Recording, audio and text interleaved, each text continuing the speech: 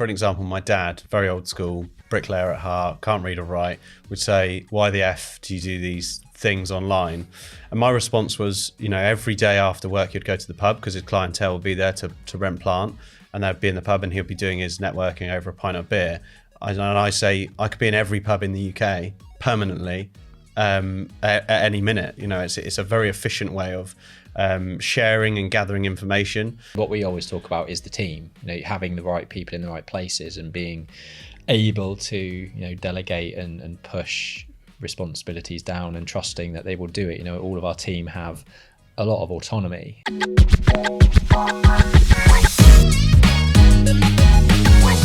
Welcome to the Property Funder podcast. I'm Michael Dean. I am here with Jack and Ben from XP Property. In part one of the episode, we learned about how Jack and Ben got together in XP Property. We learned a little bit about Aura architecture, and we talked about their journey, how they've become highly successful developers with a sort of 35 million pound plus GDV pipeline. Guys, welcome back. It's certainly part one was very enjoyable. I love listening to all of our guest stories, but your guys' stories definitely resonated for me as well, particularly because my part of the world. You're involved in you're obviously involved in Aura, you're obviously involved in the development side of XP. What about, but you've got other interests as well. Maybe should we talk about the surveys business, and then we can maybe talk about the social housing business as well. But how did the surveys business come about, and how does it operate now? Cool. So that's sort of my brainchild from 4 or 5 years ago.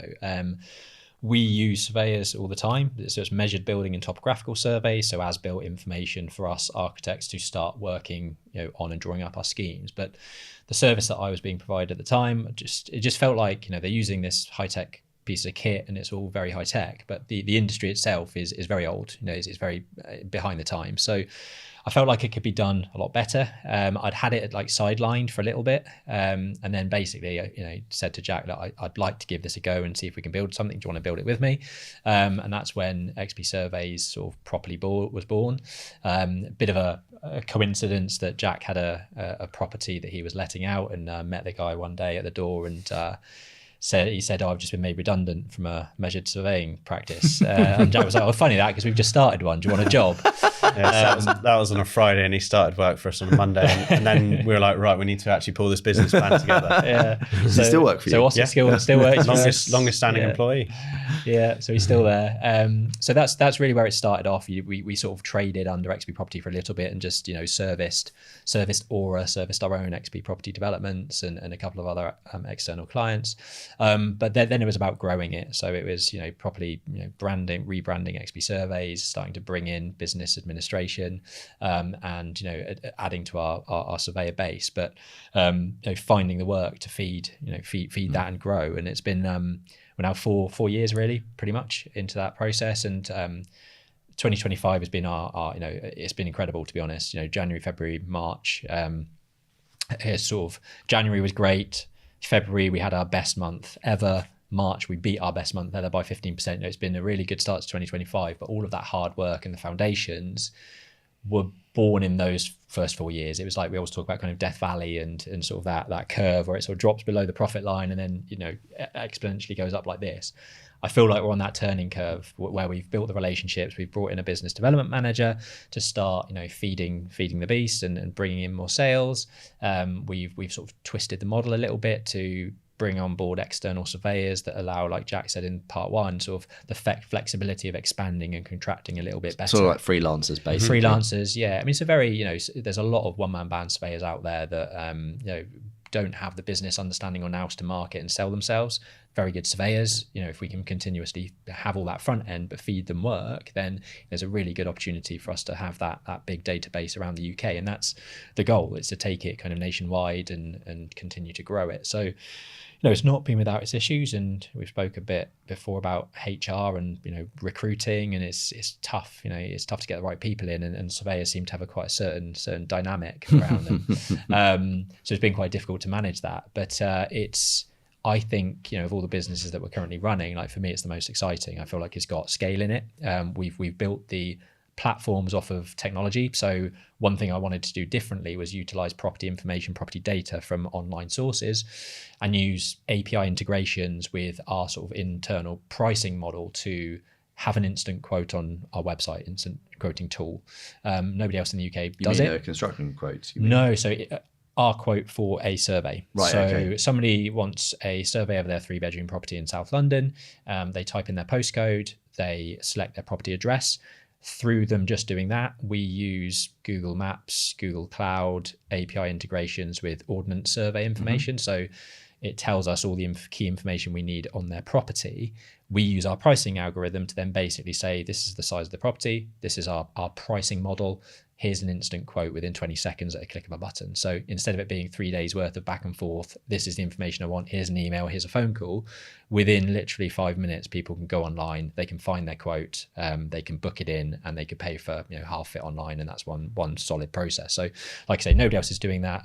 We want to build upon that and create a technology platform, I guess, that people can use to log in, download their drawings, view things in 3D, kind of build that type of tech behind what is, like I said, quite an old industry. And we've got all that excitement to come. So we're sort of only just scratching the surface, I'd say. Yeah, it's interesting because the one of the companies that is a tenant of we as a family-owned business park in Godalming, a company called Car Geotechnics. They were recently acquired by a company called the Fenner Group. So you can see that there are these sort of built environment services companies that are sort of amalgamating, hoovering up, basically trying to create a sort of one-stop shop.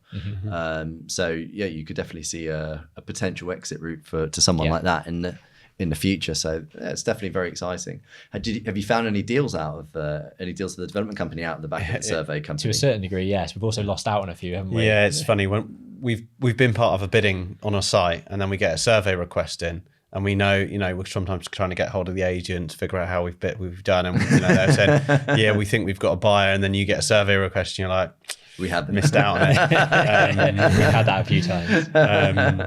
But yeah, so it's obviously quite intimate, and there's a lot of crossover, which is one of the benefits, I suppose, being in the same space. Yeah, no, absolutely. And in terms of how are you going about selling getting the message out around the XP Surveys business? Yeah, so the business development manager that we're taking on is, very much focused on B2B type stuff. So, a lot of our ideal client is an architecture. It's an architecture practice that, is doing 2 or 3 surveys a month. We want to build a relationship whereby we are the only surveying practice that they go to. And we've built that with a couple of people at the moment. And our goal is to continue doing that so that those 2 or 3 surveys, we know they're coming in because, the architecture practice is busy, and they're going to use us because they only use us. So there's that B2B type element, which is our biggest avenue. There's the odd B2C client that comes through, and we're still in the background building, utilizing search engine optimization and streamlining the website and creating blogs and landing pages to kind of help with that organic reach. We've tried PPC campaigns. They've not really performed too well for us. We have found that the sort of direct contact with architects and building those relationships directly and trying to get your foot in the door with some of those architecture practices is way more valuable in terms of cost spent than clicks. Because people aren't generally searching for it. If they're an architecture practice, they've got people that they use. Once you've got the foot in the door and they work with you and they like you, it's very hard to prize them away from the surveyor that they're used to using. So we want to be that surveyor. Yeah, I totally get it.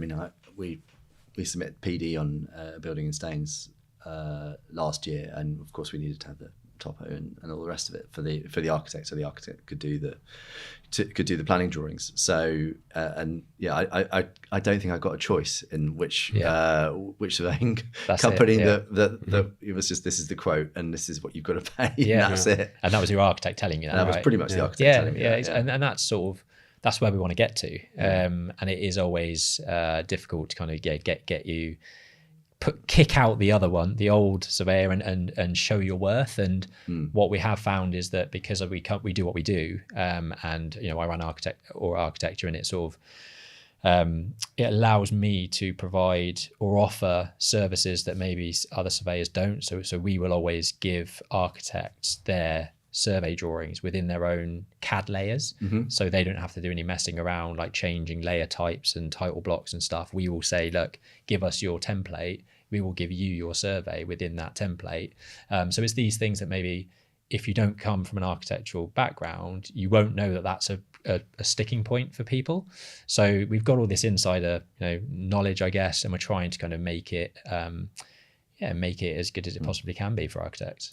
Well, I think there's something quite cool about that business. I know maybe not every one of our audience is going to agree with that, but I've got a good friendship now with a guy called Mark Stokes, who's you may know of, and he's got a surveying firm. And then there is a lot of money in these kind of not very sexy real estate service businesses that actually you're able to create a lot of you're able to add a lot of value as owners because of the adjacencies that you've got. And it's a natural place to work in. So I think it's great, and I'm very curious to see how you get on with that. Thanks.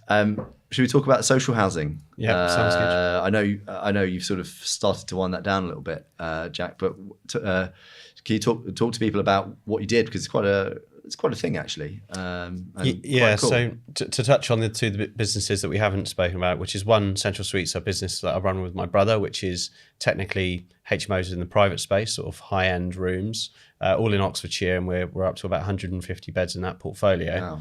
Wow. XP got approached to be a delivery partner to build over 100 beds in a social housing portfolio. The real sort of golden goose at that time in sort of 2019, 2020, when the opportunity approached us, we had a mandated leasing requirement from a registered housing association saying, we need more stock. We will sign leases on your buildings if you can produce them in this area. So brought to us by, someone in our network who, has been always like figuring out things that we could JV on. And then we brought in the capital firm that we're going to do the seed capital raising to put into the project. And we then went on to deliver about 150 self-contained studio blocks in South London. We grew that from sort of 2020 to like 2021, 2022, very quickly delivered most of that stuff and actually agreed a sale at a really sharp rate to make a good profit and actually trade the portfolio back out on a compressed yield to a bigger provider that wanted part of their stock.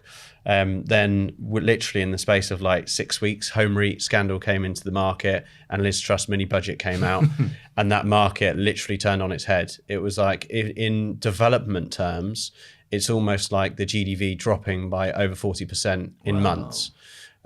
Which is crazy. You wouldn't see that in the gross in the GDV space of private stock, but it was income, people buying income, and the big players are essentially Home REIT had burnt a lot of bridges, and that put stock back into the market that could be bought cheap from an administration perspective, and also not to mention the confidence that have gone out of the market.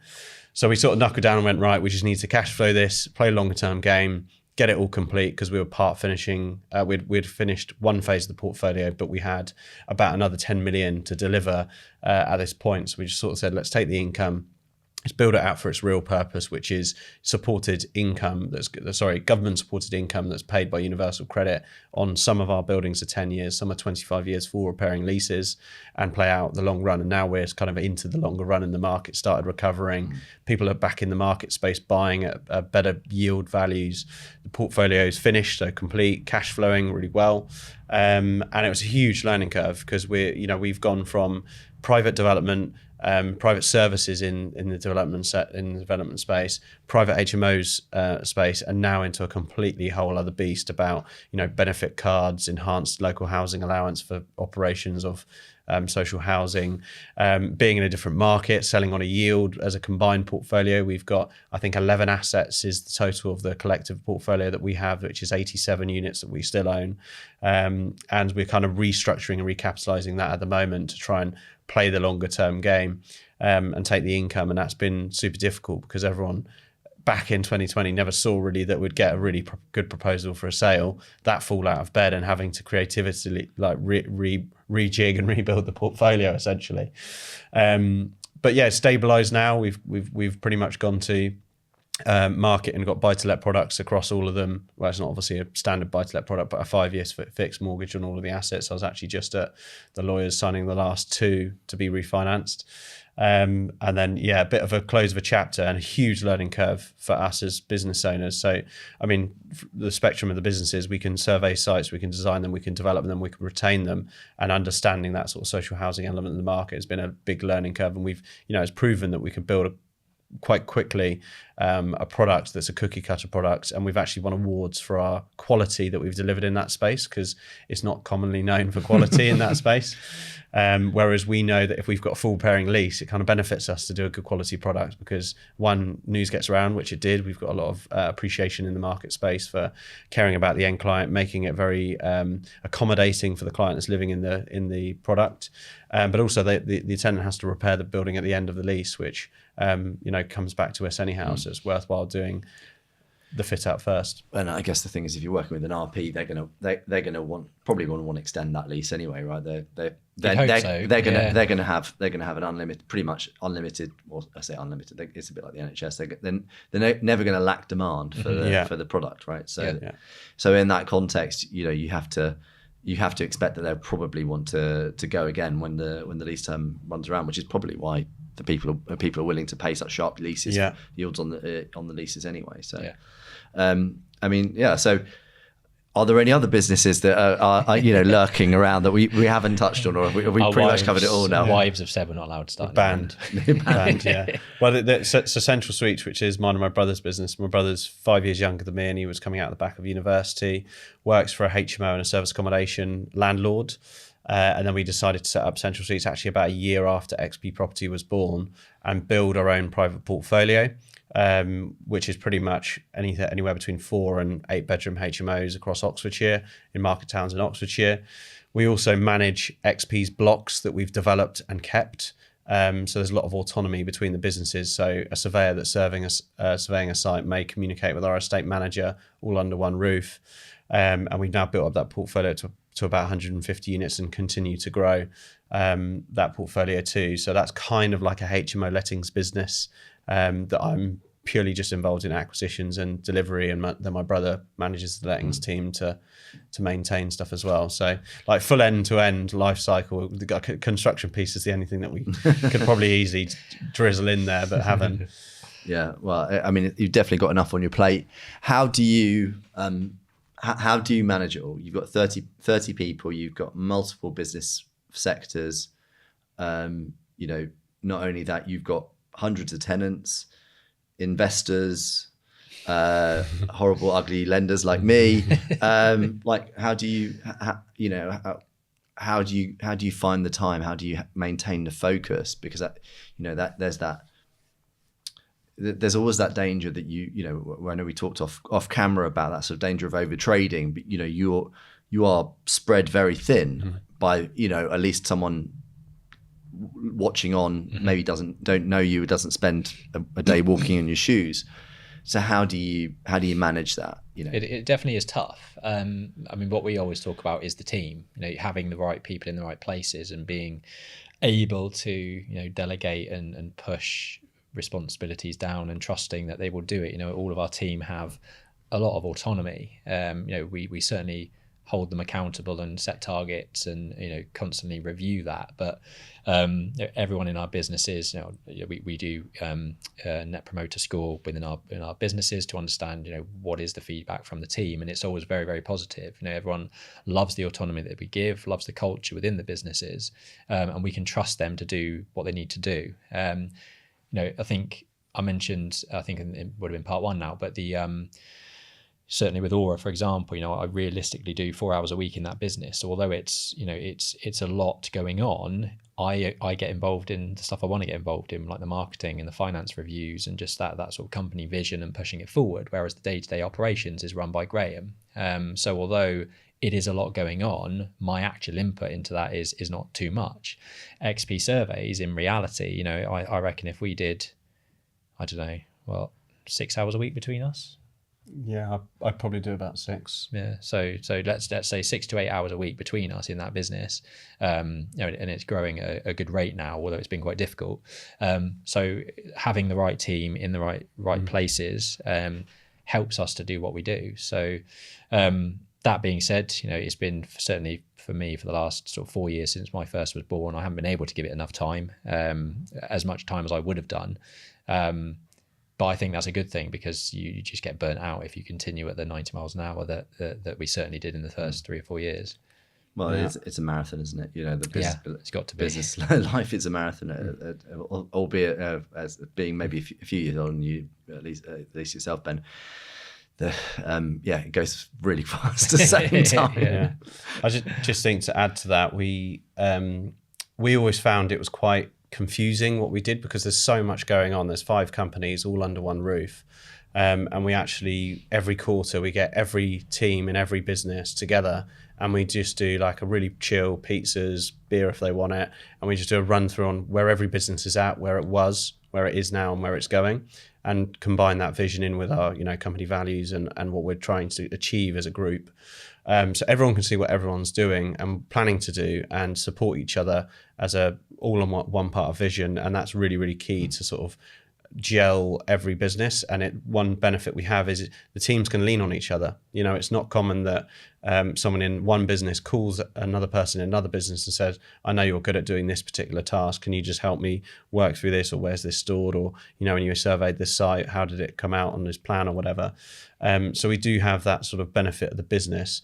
And then one thing Ben didn't touch on is, there was an element of hustle. You've got it. We were doing longer hours than the average person, and it's you can say you're spread very thin, but if Ben's saying each company other than XP Property needs 5 hours a week, if you just add that onto a normal working week, you can achieve what you need to achieve. And we do put people in functionally into each business that manage the ops, so we're not dealing with all those low value tasks of picking up the phone or managing a client that's a bit disgruntled or whatever it may be. There's people in the team that are dealing with a lot of responsibility, and when we hire people into the team, although they have certain input levels that we expect of their skills, whether it's an admin role or a skilled role, they have like a fundamental overlying sort of overarching task, and that might be running the business day to day. So we let them know that's their responsibility. So ensuring that Ben and I can do the sort of what we believe like high value tasks, which is, we've had to work on ourselves growing a team as well as much as bringing the right team in, because it's a very different role from doing to then allowing people to do it and having the right metrics to ensure it's getting done right. Yeah, I mean, describe what you're talking about as somewhere between. It is somewhere between leadership and management, probably more leadership than management. And it's interesting because someone who also not had kind of formal management training. I'm guessing, Jack, you probably didn't either, because you've not worked for very long in any corporates, and perhaps Ben, maybe that wasn't necessarily bits and bobs at Berkeley, but and in terms of physical location, you're obviously St Albans, you're in Henley. Are you working remotely most of the time? Where's the team working? Do you have a head office? How do or is it very sort of dispersed, and then you get together when you get together, and you're apart when you're apart? I mean, we have a Henley office, so the XP Property and the XP Surveys and most of the Central Suites team are based there. My architecture practice is based in Clapham, and there's 15 people, 10 people day to day in that office. Typically, they're in full time Tuesday to Thursday, and Mondays and Fridays we're a bit more flexible. I'm up in St Albans, like you mentioned, and sort of probably 3 days a week I'm working from home, and then the other 2 days I'm either down in Clapham, or I'm over on site, or I'm in the Henley office. So I'm a bit more flexible, I guess, whereas you're in the office most days because you're local to Henley where the office is. I'm in the office most days, and I'm definitely like the report to deal with most like initial HR stuff with the team, obviously in XP Properties, Central Suites and XP Surveys. But yeah, it's definitely a thing, managing people and learning that. But weirdly, from a young age, when I worked on site, I was always naturally, managing people, and that just came quite naturally to me. This podcast is sponsored by Avamore Capital. Avamore Capital is a development and bridging lender based in London, but lending all over England and Wales, lending on projects from £250,000 all the way up to £25 million on bridging, development, refurb, and part complete developments. Please visit www.avamorecapital.com to find out more. In terms of incentivizing, staff, you've obviously got, I say staff, but you've grown and developed leaders within your business, within the businesses. Presumably, with your brother, there's a degree of equity sharing there. But do you have some sort of LTIP or some sort of equity participation that people, or something that looks like equity for people in the various businesses, like Aura, like the surveys business? You've got kind of critical people. Is that one way? Is that either something that you're doing or something you're planning to do for your teams as a way of kind of, keeping those core people motivated and in place? Yeah, at the moment we've got performance-based, targets for certain people. We haven't discussed kind of equity stake as such, but fundamentally, certainly within the development business, when we make good margin on schemes, that will get distributed within the team as bonus structure, upon delivery. For both Aura and XP Surveys, where it's more service-based, we've got both gross profit margin performance bonuses, we've got individual performance bonuses, we've got Tuesday afternoons out for lunch. There's other incentives, not just kind of financial rewards. And I think that works well. With Aura, I've looked at recently, employee ownership trusts is quite common in architecture practices, where you're sort of handing over the business to them. You've got some great characters and like you say, kind of built-in leaders within that business that I feel like are a great fit for taking it on and becoming part of it. And I think that's probably as far as it will go with the performance-based structures. You never say never, but in terms of actually giving away equity of the business, the only thing we really need within our development business is often equity. It's in funding, investment coming in. And I think keeping a bonus structure is, a similar thing without the complications of shareholdings and all that sort of stuff. So, when we've got a project that's gone well and we've got profit in the bank, that will get distributed and, similar to at the Berkeley Group, that was you'd wait for your yearly bonuses and they'd be quite sizable if things had gone well. And I think it'll be the same thing with XP Property. Okay, sounds well. Thank you for sharing that, and appreciate it can be a sensitive topic. So appreciate the candor on that front. Maybe taking it back to XP, but probably still looking at the wider group. What's the long term plan? What's the game plan? What's coming next? Yeah, so I feel like we talked about the critical mass, or getting to a point where we're super comfortable with all the delivery that we have, and we've got a skilled team to deliver that. So I feel like we've kind of reached a good size of maturity. We might grow marginally, but that would just be because there's deals that fit our criteria, and we do feel obviously projects come in sort of waves. Like we're currently, literally almost this month, we're live on 5 sites.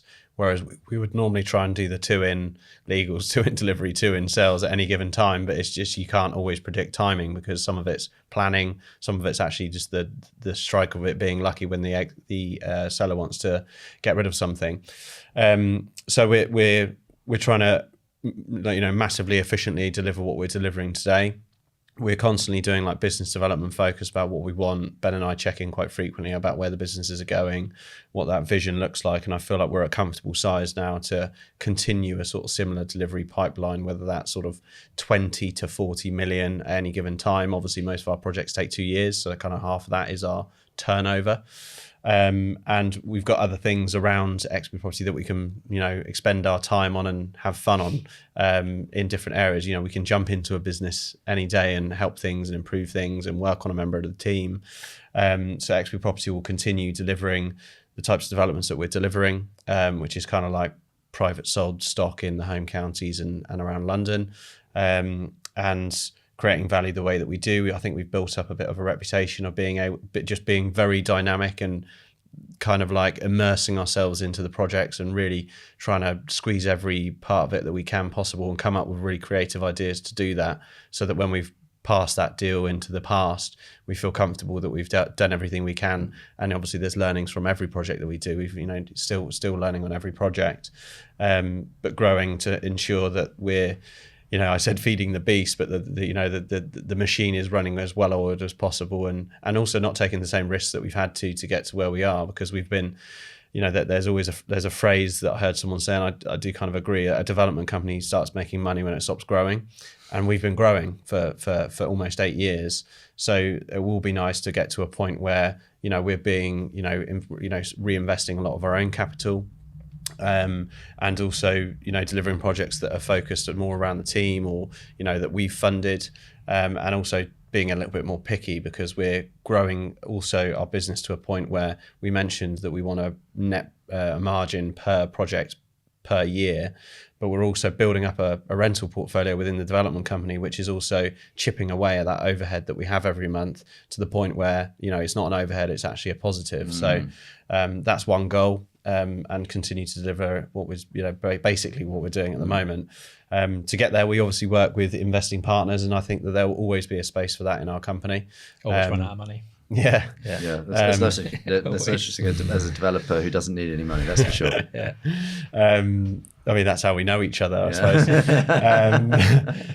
So we'll always work with investors. That will probably get more refined. We may look at, we've when we're not growing, we're not having to work with new different investors all the time. We've got investors that we can keep routinely working with. So we're also, building a bit of a club, you could call it investors club, where they come to events and they will know each other. And, we're going to keep rolling investments with those particular investors per project, one investor per project. And then focus a lot of time on growing the other businesses that we want to grow in the group, I suppose.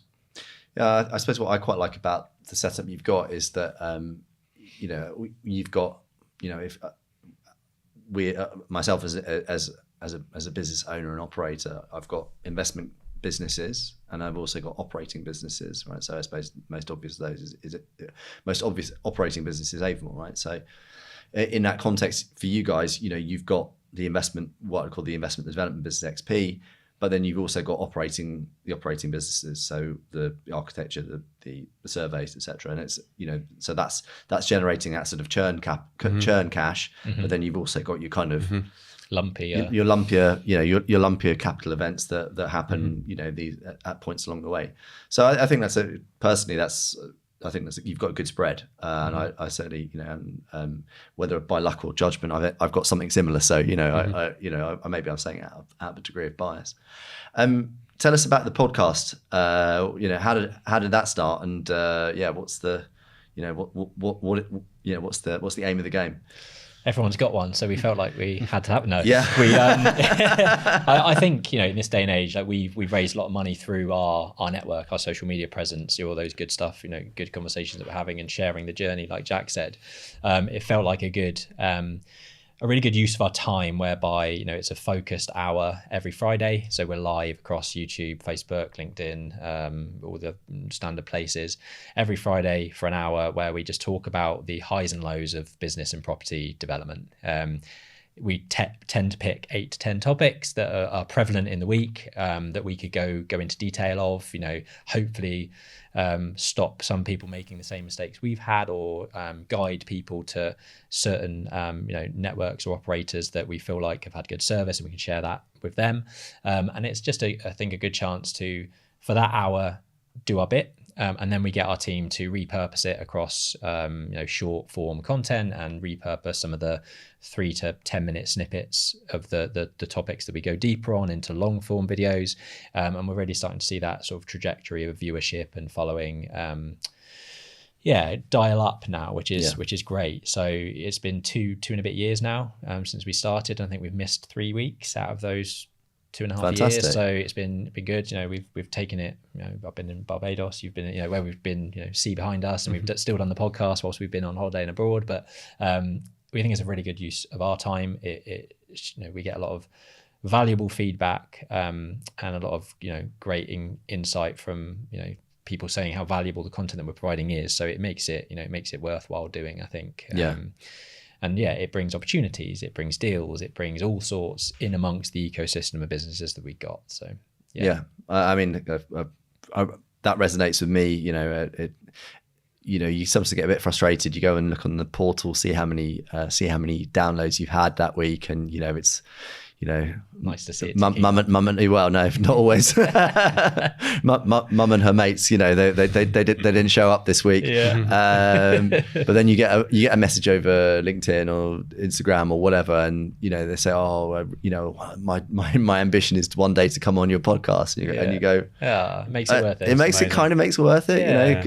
That was always the thing for me. It's like, if I just made a difference to one person, I would, if every episode just makes one person's difference, right, then that makes it worthwhile. So I was called the Property Experts podcast. I should probably say that. The Property Experts. but that's the XP, right? It's perfect. I like that. I was actually going to say, sort of similar to your point, I was on site this week actually doing some filming stuff, and one of the labourers of the construction business, so nothing to do with our business, sort of stopped me and was like, "Are you Jack Jiggens?" I was like, "Yeah." On our own site, and he was like, "Yeah, I've been watching your podcast and learning about this site. I find it fascinating," and it was really cool because he was a young lad, and just enjoyed watching what we're doing. And he was like, "I've had a lot of takeaways," and I think that's the beauty of our podcast is obviously you delve into a lot of people and what they're doing and what makes them tick, whereas we just give pure, like, quite concise information about what we've been doing that week, and that could be anything from agreeing a JCT contract to what tech we're using to how we manage our diary to building sales in the surveying business, but then also building sales in the development business, and actually trying to almost, there's so much of a plethora of what we do in a week that these little hacks hopefully help other business owners go, actually, that's a really good idea, that could work for my business. So a friend of mine that runs an Amazon retailing business watches our podcast because he's like, I pick up the odd tip and it's useful.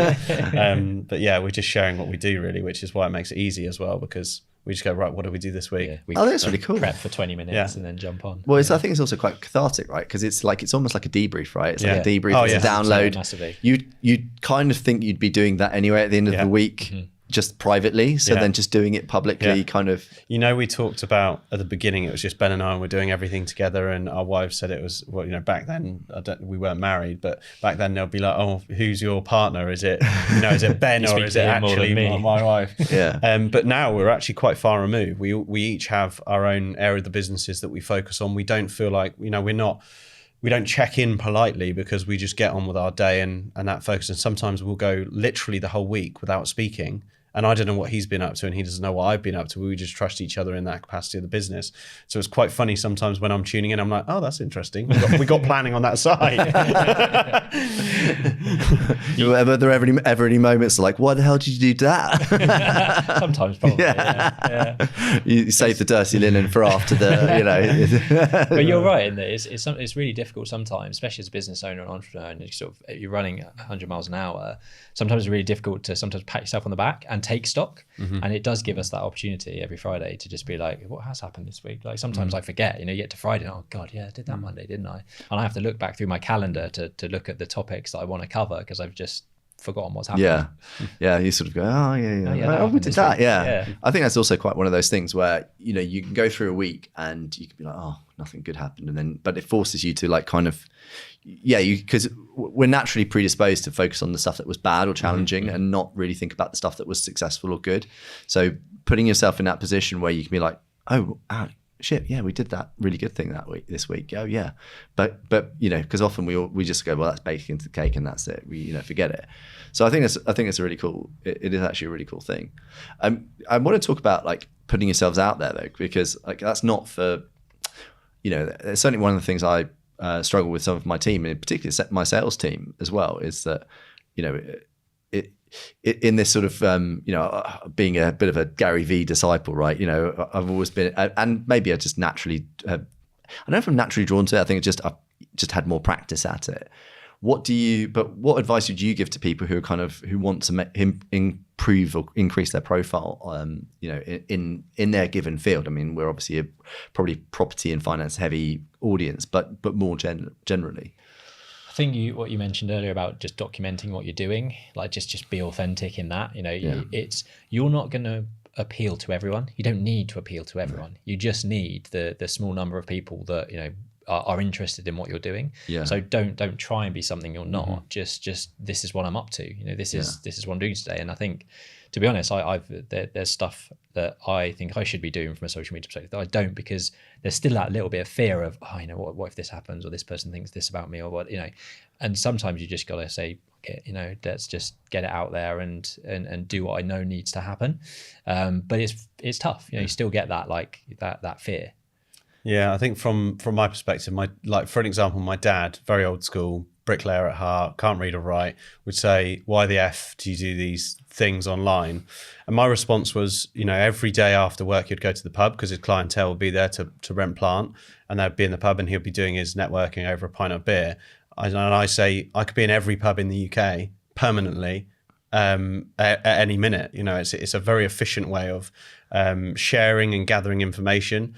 I used to, I can remember a memory where I drove to an event in Kent and I got a punch on the way home at midnight. And I was thinking to myself, I've just driven 3 hours there, did a talk for an hour and a half, driven home, got stuck on the side of the M4, and there was probably 20 people in the room. And then I could upload a quick video talking about a tip, how we've, acquired a site and it's structured creatively and it will get 200 views. And you think of the efficiency of that. It's a changing world. And if you're not part of that changing world, you're going to get left behind. Yeah. So sometimes you've got to push against, maybe if you're not comfortable doing it, get someone else in to do it, or go in a format like I massively love people that actually just post stuff on LinkedIn. So static images with information, because I think that's such a great way to share information. And that's enough, that's going online. So we've tried to lean into the being a young development company in a, good example, we operate in areas like near Shanley Homes. They turn over 250 million a year. They don't need to raise capital externally. They've got huge competitive advantage over us. What they don't have is we can be online and resonate with a lot of people that they're maybe missing a trick on. So it's leaning into your strengths, which are acting on other people's weaknesses, is one really key thing. And having that marketing strategy is really important in the modern world. Yeah. Have you had any of your posts go like crazy viral? What was the... Not hugely. We've been slow and steady, certainly with the podcast. I mean, Dan, my marketing manager from Aura, did message me this morning to say that his April Fool's post went pretty viral on LinkedIn and Instagram, because he did a Big Ben post where we did a loft conversion of the Big Ben. It was all generated with AI. That. Yeah, it's very good. Said, that got quite a lot of attention. But yeah, nothing rings a bell. It's been thousands, tens of thousands of views. We don't do well with tacky. Yeah. And I kind of feel that a friend of mine runs a catering, he runs a little burger van basically on the south coast of the UK, and he did a video of scraping snow off a table and it got 2 million views. It's just like I just sit there and think, we're giving pure value for free, that a decade of business coaching, and we're sharing that for free, and his snow video outperforms ours. It's kind of where do you win? It can be quite demoralising sometimes, isn't it, when you see stuff like that, put in the hard yards. But nothing crazy virally. Prime example of some of the property people that we've been talking about selling the dodgy courses. I've seen one where he's carving a tenant's door with a chainsaw. That's not really our bag. We want to appear to everyone within family, friends in our community, but also high net worth investors that take us seriously because we know what we're doing, but also not so seriously that we're like robots. We're real people, and we try and push that through our channel. And weirdly, when people approach us from following us, they're kind of already friends, because they're not the mass, and they're very alike, and they watch. Very few people watch 3 of our videos. It'll be all of it. And they'll just be can't wait for the next episode to come out. We're cool tune. Super fans. Yeah. I think the only one that rings a bell is the video of Sunset Court, where I opened the door and took a video of our bathtub, which was full up with water and overflowing. And I was like, be a property developer, they said. It'll be fun, they said, as I walk around the flat, that basically we had our Thames water connections connected. Nobody noticed that the bath tap was open. So basically we had a flooded flat where there was 1 inch of water dripping. It was horrendous. And I think that got a good probably 15, 16,000 views. But I mean, yeah, Probably didn't compensate for the arsehole factor it of was cleaning that up. absolute nightmare and very costly. But yeah, I don't recall there being any like absolute flyers. You know, we'd like to get a few. I mean, I think I don't think you've said anything too controversial today, but we had a Callum Taylor who was on in January. He had one Instagram reel that, Kim, I don't know, do you know the up-to-date number on it? But last time I checked, he had about 300 or 400,000 views, over 1,000 comments. Wow. It was talking about homeworking. And the comments were brutal, absolutely brutal. Well, the more controversial you go, the more attention it gets, doesn't it? I mean, I'm thinking about our most viewed video on our YouTube channel, I think, is a piece we did that had Keir Starmer saying, down with landlords. That was the thumbnail. That was the type of thing that gets, a lot of traction because there were loads of comments. Everyone was like, landlords are scum. But it was just absolute landlord bashing. Rage clicks. Yeah, it was. But that gets attention. You can give as much value as you can from a business coaching perspective, but what gets the most attention is the most controversial piece. But like you said, it's difficult, right? Because you're trying to maintain this kind of, you're trying to maintain a sort of demure like aura, and by doing that, you're not, the algorithms kind of work against you. Like the more sensible, more value you add in lots of ways. I mean, I think YouTube's a bit different, like but you just to generate that organically. It sort of feels a bit unfair, doesn't it? Because you're doing good stuff, you're putting good stuff out there into the world. I mean, same with us as well. And you don't always get rewarded for it, but like, I think the thing is you've ultimately got to enjoy what you're doing, right? You've got to enjoy the media side of it as well as the other sides of your business. And, like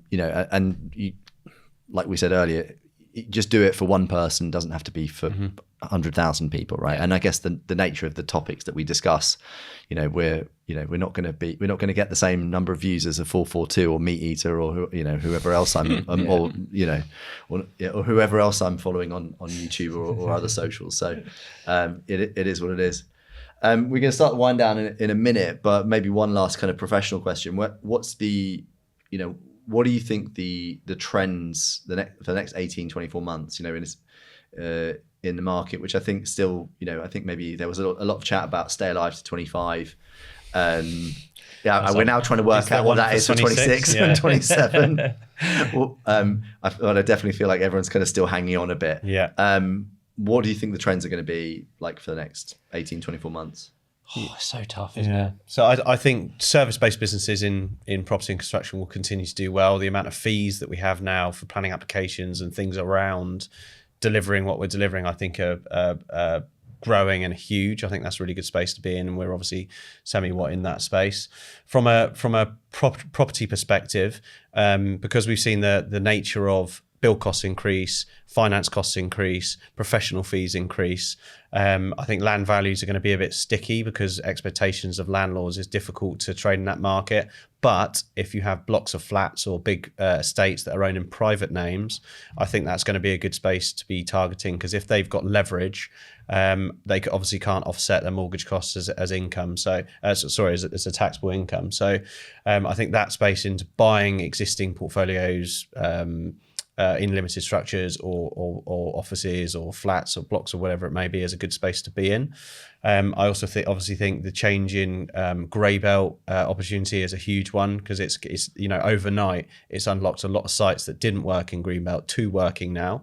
So that's not really anything other than quite a good opportunity to jump on now, because in time, the maturity of that, I think there's got to be a bit of first mover disadvantage by battling that planning case until there's a few case laws in appeals and planning applications. But I do think that is a good space to start gearing up. So over the next few years, even though we buy most on site and deliver most sites that are existing buildings, we will probably start investing some capital into building a team that can take land through consents in those specific pockets.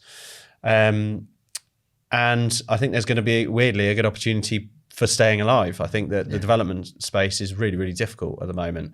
And if we didn't have supporting businesses around us and create value, if you bought a site that was consented and there was no creation of value that you could add there, and you had to outsource the construction, I think you've lost money on that side over the last few years. So where we can create value at different variations of the project is imperative, and there's a lot of outfits out there that I don't think can, and what that naturally does is builds a bit of a divide and a gap, and it makes it easier for the people that survived, and it makes a higher barrier for entry for people that are coming in new.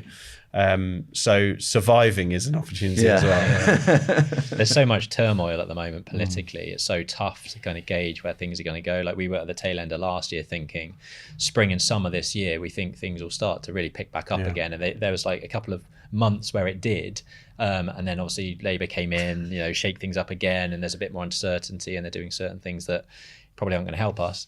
I just don't know. All we know and do and try to do is buy well, add value, and deliver as efficiently as we can. And I think, to a certain degree, we can't control what's going on elsewhere.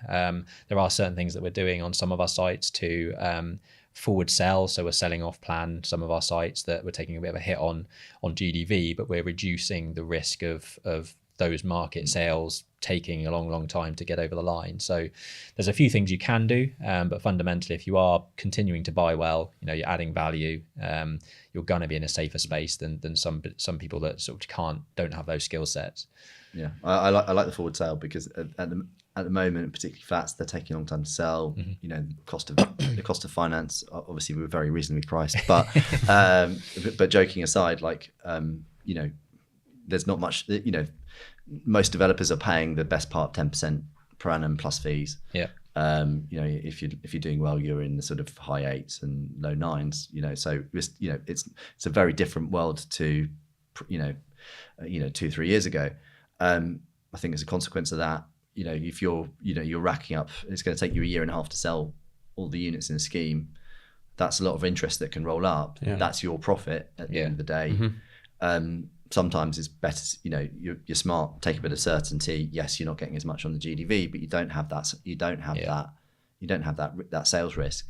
That is ultimately, if I look at the loans where we've kind of got not so much into trouble on, but where we've ended up making if things got a bit tight in terms of our position versus the market value, it's just time. Yeah. The deals were not badly underwritten. It's just time, and you can't.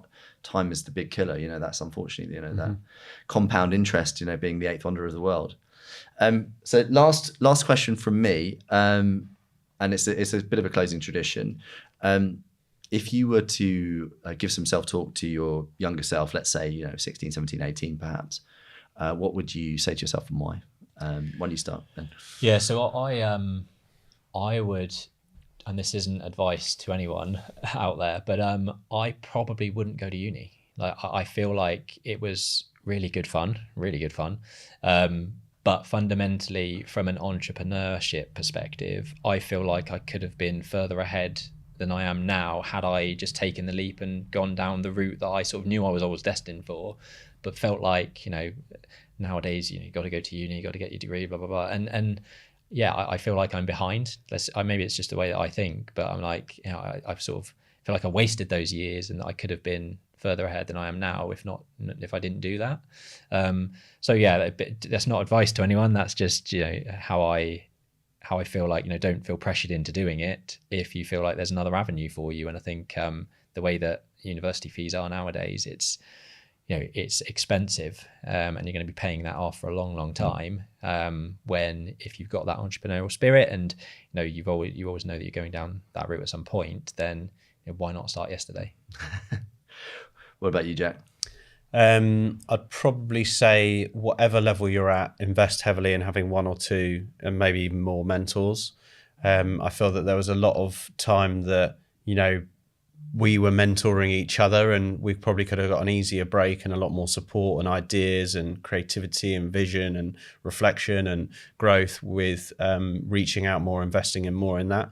And I feel that it's a bit of a taboo to just actually go, I know nothing about this, someone help me, and looking out for help. And that's one of the reasons we run our own channel, to give that help back at the forefront. So definitely go in a little bit heavier with the mentorship earlier.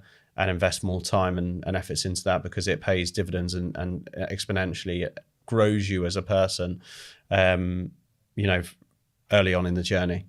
Love that. Guys, thank you so much. We are sadly out of time. It's been an absolute pleasure. So if people want to find you on the internet, what's the best place to reach out? Instagram's pretty good, I think, for all of us. XP Property, business name, and then Ben Richards _property. And Yeah, I'm Jiggens Property. There you go. And I'm property_funder across the multiple platforms. But yeah, guys, been an absolute pleasure. Thanks very much for joining us. Thanks to our audience. As always, we will catch you again on the next one. Thank you and bye-bye. Cheers. Thanks very much.